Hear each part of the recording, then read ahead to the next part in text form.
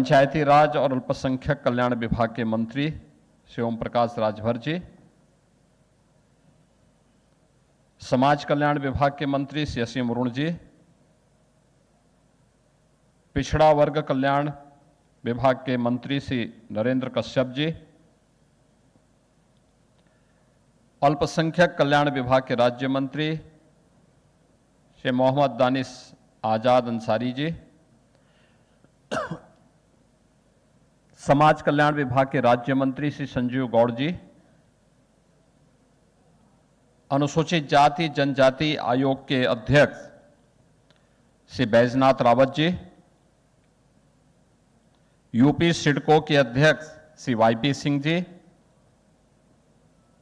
लखनऊ की महापौर श्रीमती सुषमा खड़कवाल जी, अनुसूचित जाति जनजाति वित्त एवं विकास निगम के उपाध्यक्ष श्री विश्वनाथ जी, अनुसूचित जाति जनजाति आयोग के उपाध्यक्ष श्री बेचन राम जी, हमारे सभी अपर मुख्य सचिव और प्रमुख सचिवगण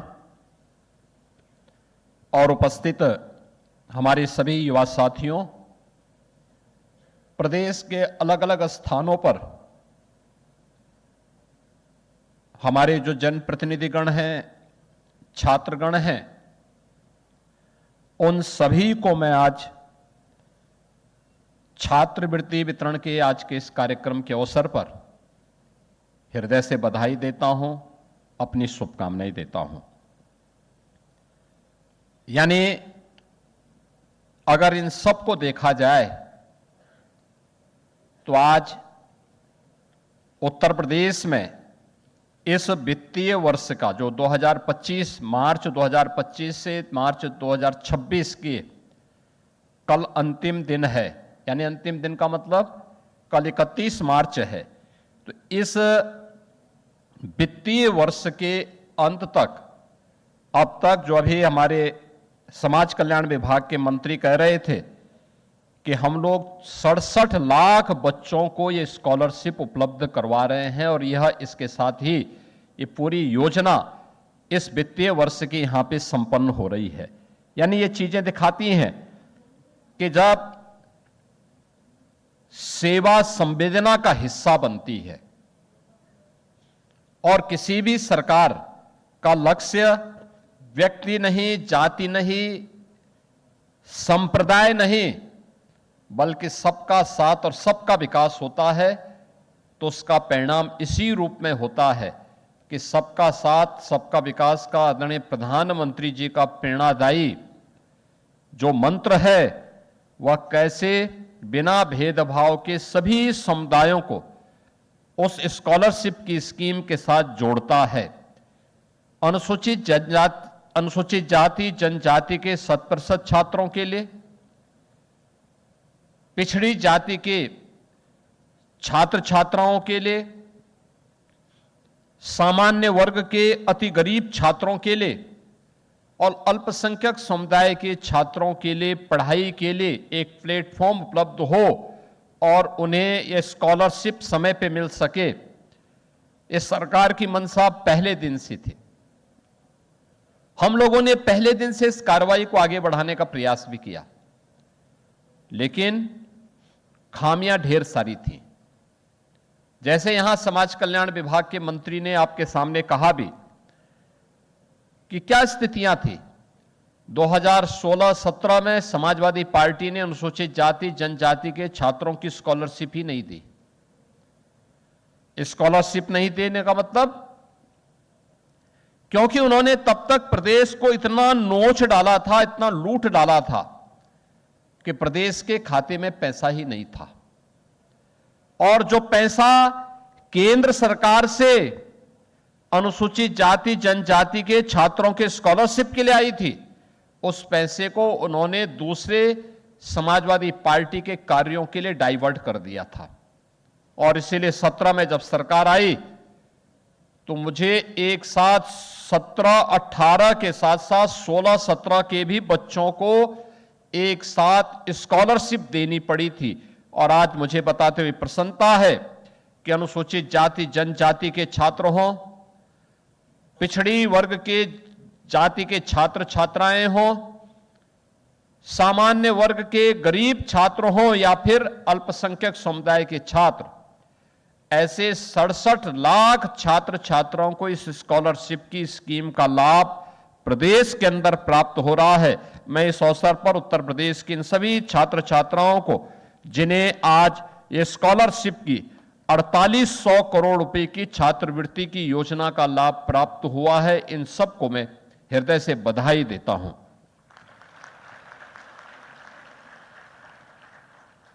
ये अत्यंत महत्वपूर्ण है कि ये काम इसलिए भी सही समय पे संपन्न हो पा रहा है। पहले होता क्या था, स्कॉलरशिप की राशि होती थी कम, इसमें तकनीक का उपयोग नहीं होता था। यहां से पैसा जाता था जिले में, और जिले में समाज कल्याण विभाग अधिकारी, पिछड़ा वर्ग कल्याण विभाग का अधिकारी, अल्पसंख्यक कल्याण विभाग का अधिकारी या अन्य जो लोग होते थे, ये लोग फिर उसमें मनमाना करते थे। स्कॉलरशिप आई 500 तो उस छात्र को मात्र 250 या 200 ही मिल पाता था, बाकी भ्रष्टाचार की भेड़ चढ़ जाता था। प्रधानमंत्री जी ने जो टेक्नोलॉजी पे ध्यान देने के लिए कहा, आज परिणाम क्या है, एक साथ हमने यहां पे क्लिक किया, 28 लाख छात्रों के लिए 3350 करोड़ रुपए की राशि उनके अकाउंट में पहुंच गई। यानी एक बटन दबाया और पैसा उनके अकाउंट में। यह है तकनीक कैसे जीवन को आसान करती है और कैसे भ्रष्टाचार मुक्त व्यवस्था देती है। आज उसी का परिणाम है और सरकार उस व्यवस्था के साथ आपको जोड़ने के लिए आज यहां पर उपस्थित हुई है। बहनों और भाइयों, 2017 के पहले यह भ्रष्टाचार केवल स्कॉलरशिप में नहीं था, ऐसा नहीं, हर एक क्षेत्र में था, हर एक क्षेत्र में था। यानी कुपोषित बच्चों के लिए, नवजात शिशुओं के लिए जो पोषण आहार होता था, उसमें भ्रष्टाचार, कुपोषित माताओं के पोषाहार में भ्रष्टाचार, छात्रों की छात्रवृत्ति में भ्रष्टाचार, विकास की योजनाओं में भ्रष्टाचार,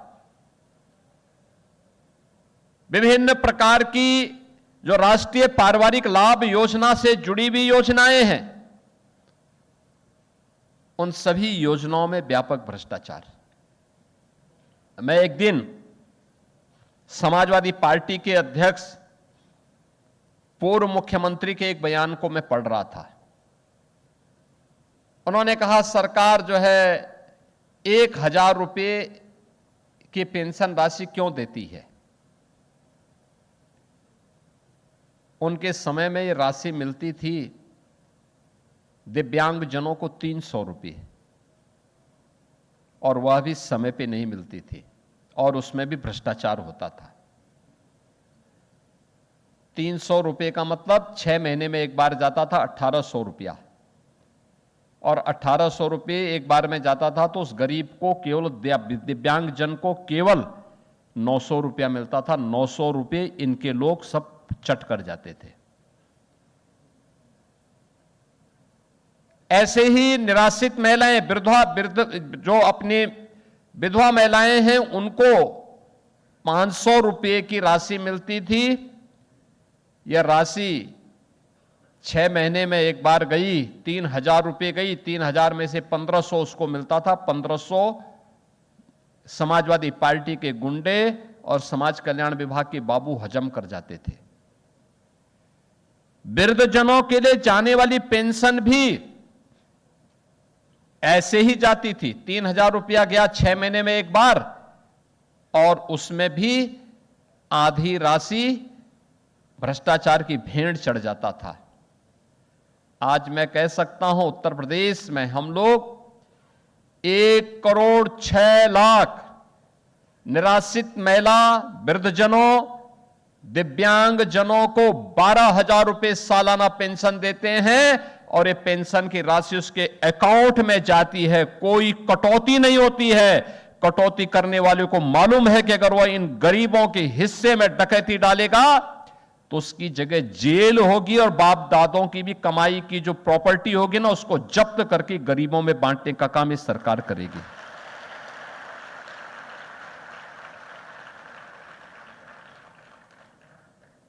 आज देखें सरकार के कार्यों का परिणाम क्या है।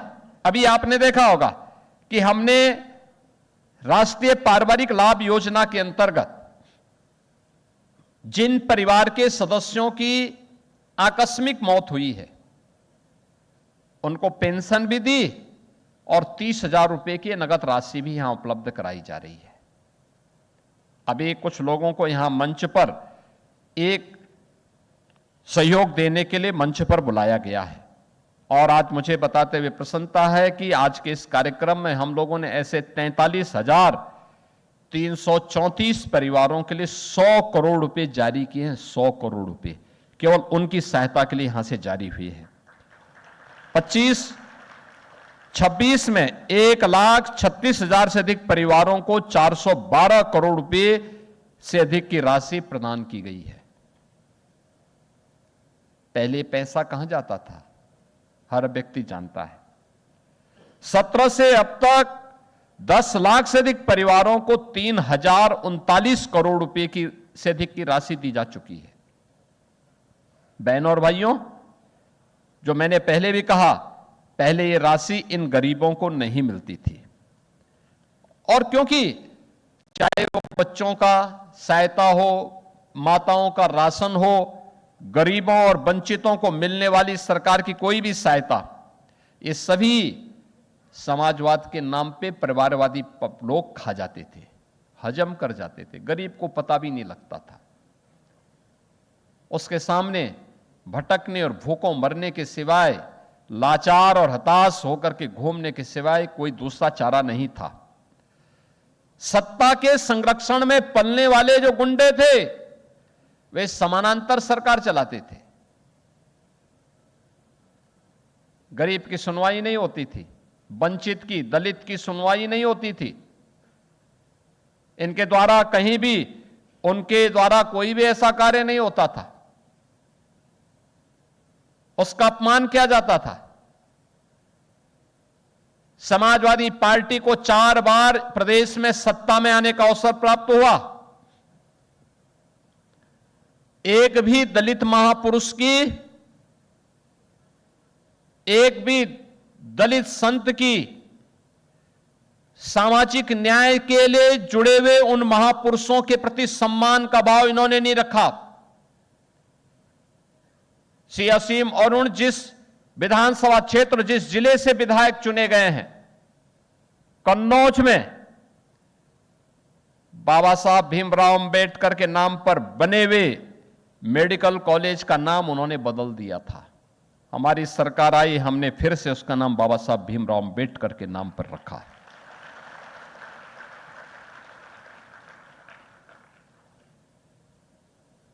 बहनों और भाइयों, लखनऊ में भाषा विश्वविद्यालय का नाम मान्यवर कांसीराम जी के नाम पे था, उसका नाम बदल दिया। यानी अपने आप तो बनाना नहीं, लेकिन नाम बदलने में माहिर थे, क्योंकि उनको चिढ़ थी। और आज वे लोग यही काम करके समाज को अपमानित करने का काम करते हैं। वे संवैधानिक संस्थानों का अपमान करते हैं। संसद के बारे में टिप्पणी करेंगे, प्रधानमंत्री जी के बारे में, प्रधानमंत्री जी सबका साथ और सबके विकास की बात करते हैं, उनके बारे में अपमानजनक टिप्पणी करेंगे। चुनाव आयोग के बारे में टिप्पणी करेंगे, न्यायपालिका के बारे में टिप्पणी करेंगे। भारत के संवैधानिक संस्थानों के बारे में और भारत के राष्ट्रीय प्रतीकों पर उंगली उठाने का मतलब बाबा साहब भीमराव अंबेडकर के द्वारा बनाए गए संविधान का अपमान, और बाबा साहब भीमराव अंबेडकर के द्वारा बनाए गए संविधान का अपमान का मतलब बाबा साहब भीमराव अंबेडकर का अपमान, और भारत का वंचित, भारत का गरीब, भारत का दलित यह स्वीकार नहीं कर सकता है। लेकिन यह उनकी फितरत बन चुकी है। वे वंदे मातरम का अपमान करेंगे, राष्ट्रगान, राष्ट्रगीत का अपमान करेंगे, समाज को जाति के नाम पर बांटेंगे, और जब सत्ता में थे तो केवल अपनी परिवार के भरण पोषण के लिए सब कुछ करते थे।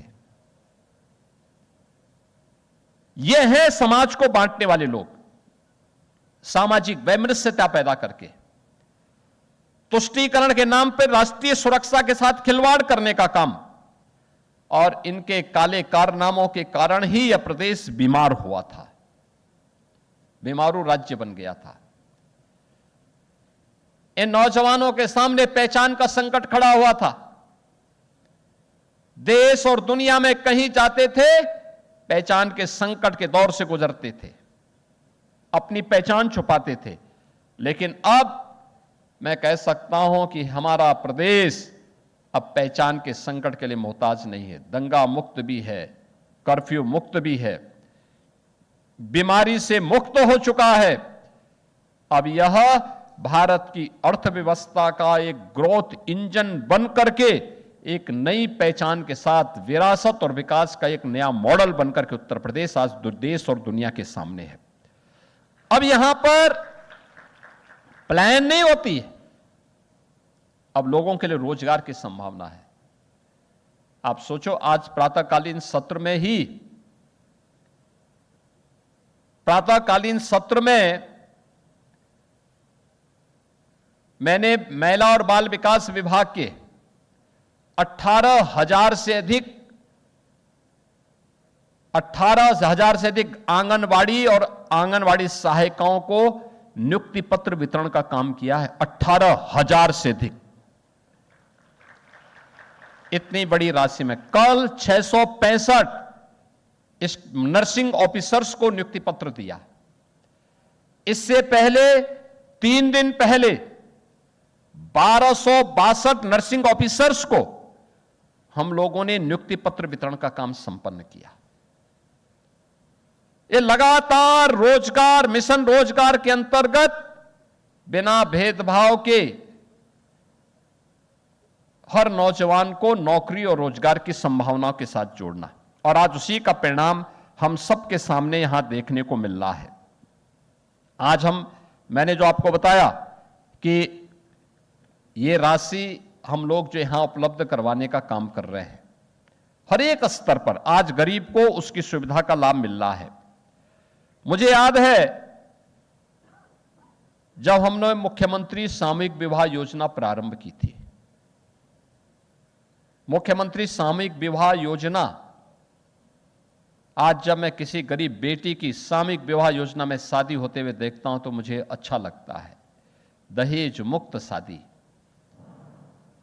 बाल विवाह से मुक्त विवाह, और उसमें परिवार के लोग, रिश्तेदार आते हैं, निमंत्रण पत्र जिलाधिकारी के द्वारा वितरित होता है, मंत्रीगण वहां पर आकर के उस योजना में अपना शुभकामना देते हैं, और उस योजना के साथ जुड़ करके देख करके हमें अच्छा लगता है कि गरीब की बेटी में मंत्री जा रहा है और जिलाधिकारी निमंत्रण पत्र बांट रहा है। आज ये अच्छा लगता है कि गरीब की बेटी में भी इतने धूमधाम के साथ शादी हो सकती है। याद करिए, जब हम लोगों ने योजना चलाई थी, समाजवादी पार्टी ने इसकी खिल्ली उड़ाई थी। उन्होंने कहा ये गरीब के मजाक है। ये मजाक नहीं है। 5,54,000 बेटियों की शादी अब तक इस योजना के अंतर्गत हो गई है। 5,54,000। और बेटी की शादी में हम लोग, बेटी की शादी में प्रदेश सरकार की तरफ से 1 लाख रुपए की सहायता राज्य सरकार के द्वारा प्रदान की जाती है। मुझे बताते हुए प्रसन्नता है कि कोरोना कालखंड में उत्तर प्रदेश के बहुत सारे नौजवान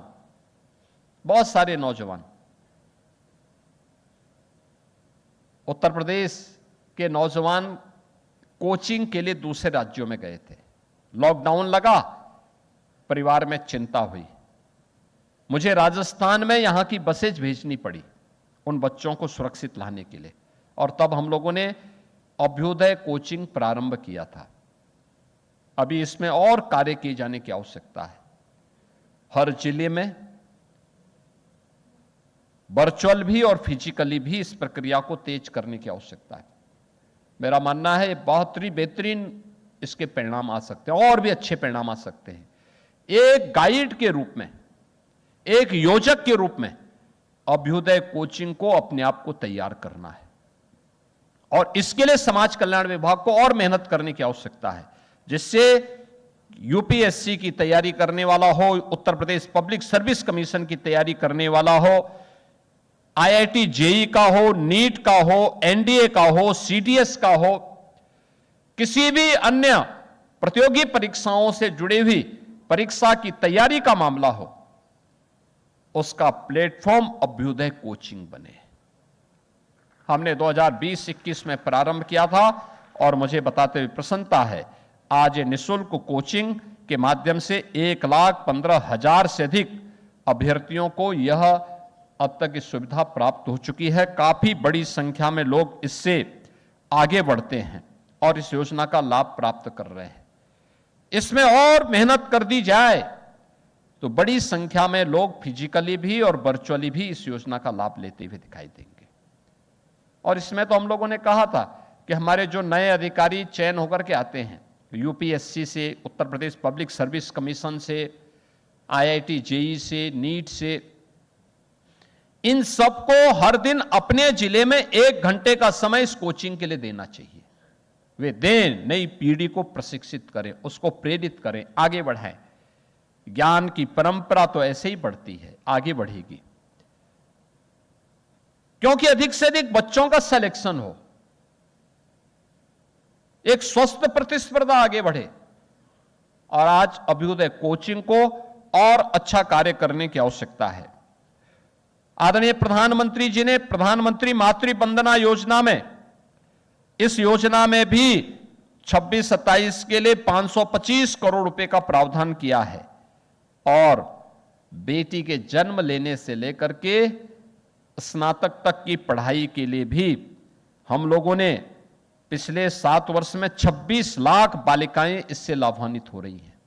26 लाख बेटियां मुख्यमंत्री कन्या सुमंगला योजना से लाभान्वित हो रही हैं, जिसमें 25,000 रुपए की राशि हम 6 स्टेजेस में बेटी के खाते में उपलब्ध करवाते हैं।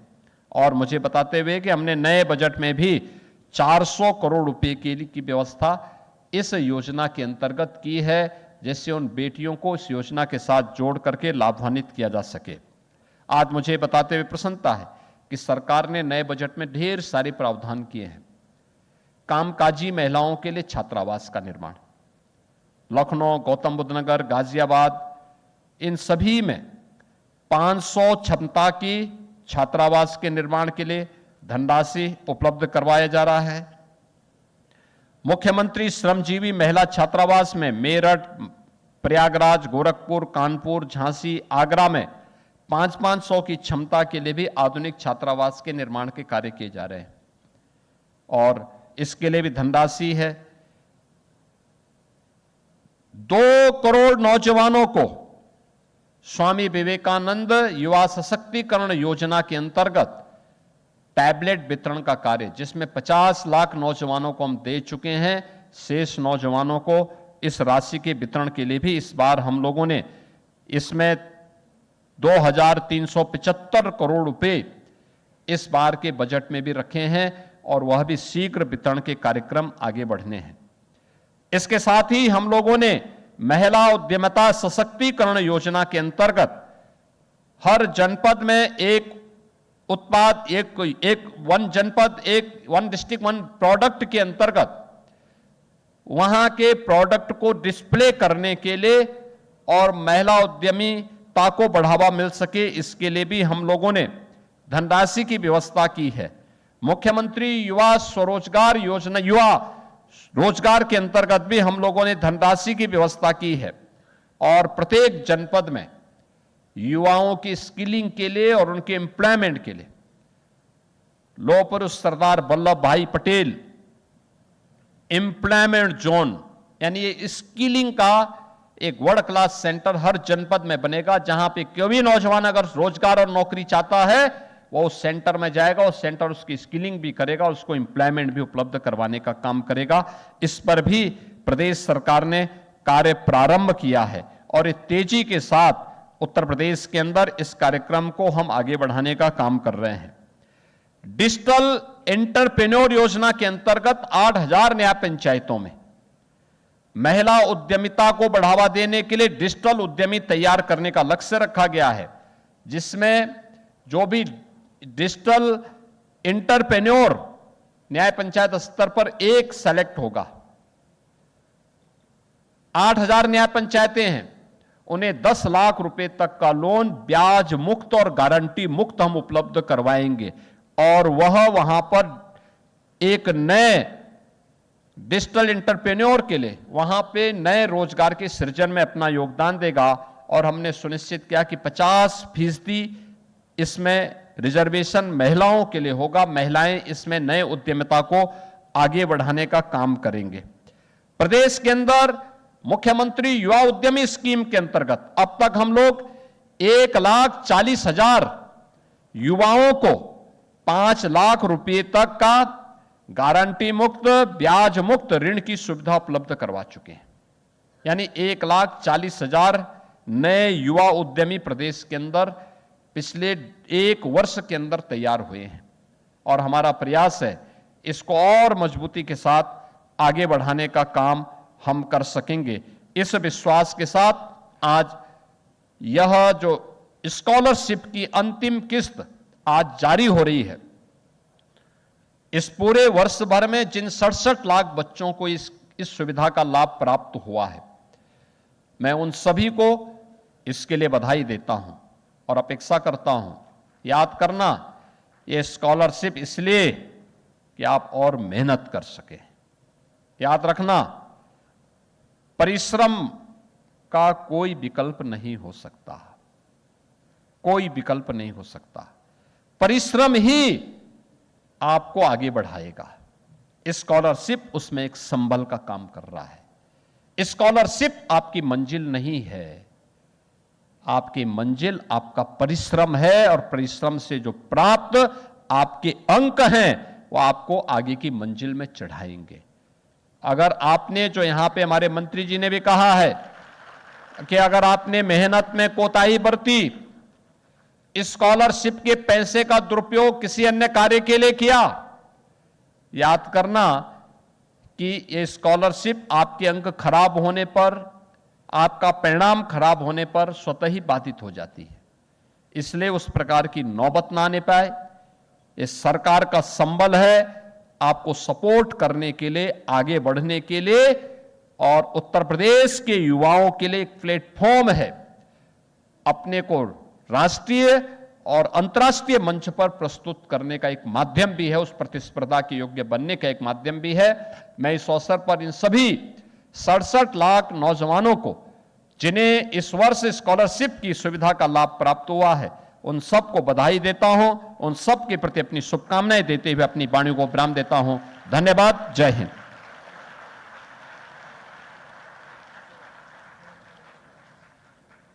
धन्यवाद आदरणीय मुख्यमंत्री जी, आपके शब्दों से हमें प्रेरणा मिली है और हमेशा मिलती है। मैं आपका बहुत बहुत आभार व्यक्त करती हूं। अब मैं धन्यवाद ज्ञापन के लिए आमंत्रित करना चाहूंगी माननीय राज्य मंत्री समाज कल्याण श्री संजीव कुमार गोंड जी को कि वे हम सब का मार्गदर्शन प्रदान करने का कष्ट करें।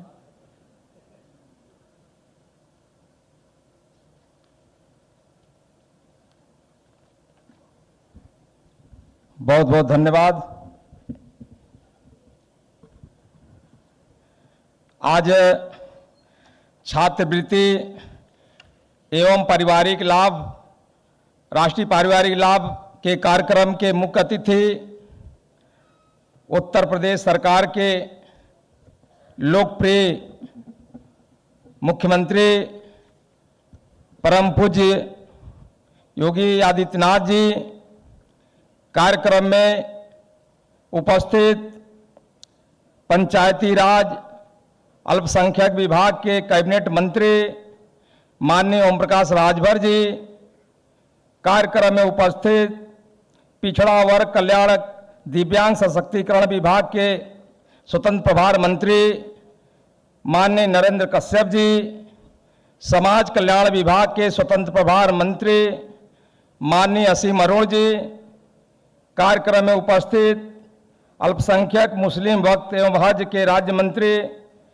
परम आदरणीय माननीय दानिश आजाद जी, यूपी सीडको के अध्यक्ष परम आदरणीय वाईपी सिंह जी, अनुसूचित जाति जनजाति आयोग के अध्यक्ष परम आदरणीय बैजनाथ रावत जी, लखनऊ की महापौर परम आदरणीय श्रीमती सुषमा खरकवाल जी, उपस्थित सभी हमारे मंचासीन अतिथिगण, समाज कल्याण विभाग, पिछड़ा वर्ग कल्याण विभाग, अल्पसंख्यक कल्याण विभाग एवं जनजाति कल्याण विभाग के सभी हमारे सम्मानित अधिकारीगण, उपस्थित सभी हमारे आए हुए छात्रवृत्ति के लिए सभी हमारे सम्मानित बच्चों और बच्चियां और उपस्थित हमारे राष्ट्रीय पारिवारिक लाभ के लिए आए हुए सभी हमारे सम्मानित माताएं बहनें, उपस्थित सभी सम्मानित साथियों, मैं आप सबका